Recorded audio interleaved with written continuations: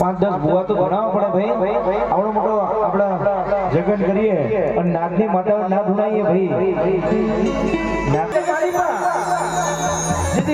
પાનું હોય છે નહીં અને જેથી કદાચ મારી પાકપાને ઝાડવાની એ મારી વીરી ટવકો મારો અને કદાચ આવી બોલાવો ડબડી હાથે